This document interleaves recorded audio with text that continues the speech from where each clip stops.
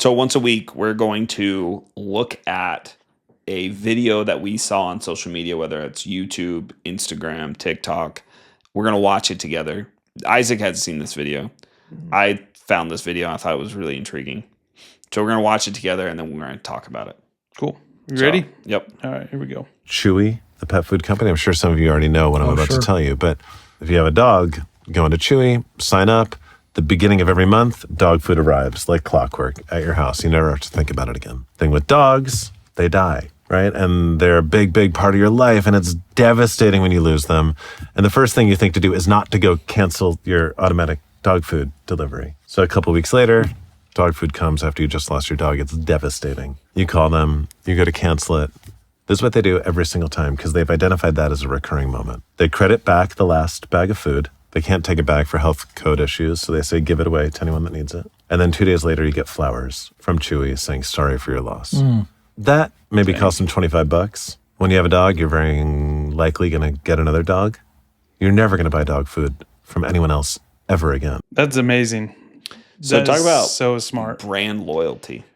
Not only like that, but actually for Chewy, that moment that the first times it happens they launched was probably like, oh man, that's not good.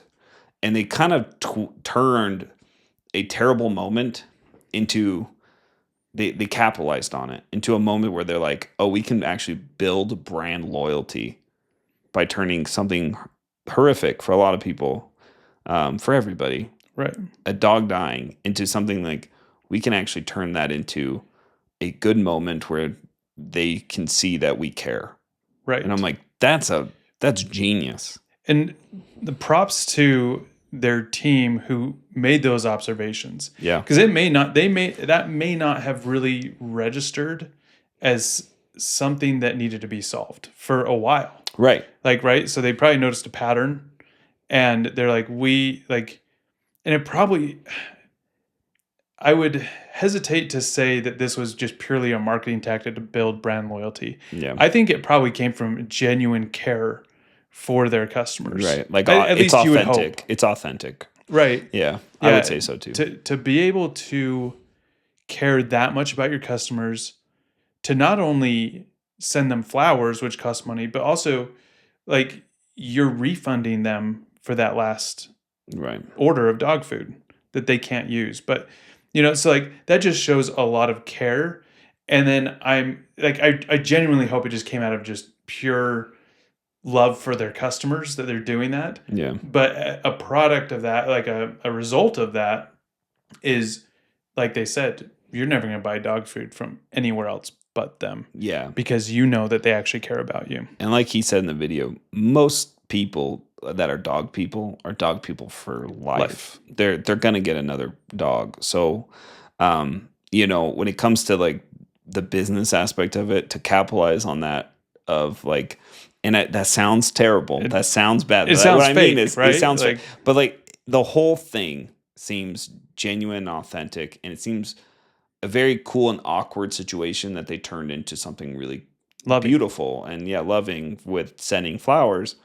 But being able to also build the loyalty at the same time is it's just a perfect execution. Right. I think there is a lot, because say you were to get something like that, I think you would be able to tell like if they were being fake and not genuine, not genuinely caring about the customer.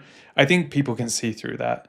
And so this is a great example. Like if you can genuinely care about your customers, you will get loyal customers. Yeah. But you don't do it to get loyal customers. You do it because you actually care. Yeah, it's a byproduct of caring for your customers. Yeah. Exactly. And I never would have thought of that being a moment or a situation that a company like that would, like subscription companies, it's not a huge deal. They actually have a different hurdle with they're going to die at some point. Right. And they live a lot shorter than us. And so I thought the whole thing was interesting. I thought it's a great tactic, but like you said, I think it's to show that you care for your customers is huge. And So I guess the takeaway, like, what to do now, like, if you don't know who your customer is, it's a good time to get to know who your customer is. Right. So that you can understand, what does your customer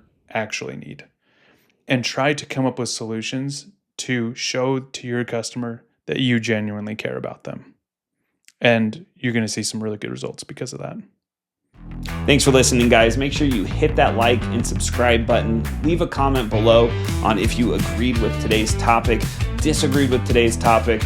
Let's start a discussion to figure out the best practices to grow your small business. Please visit us at launchingpros.com, where you can find more information on how to grow your business as an entrepreneur.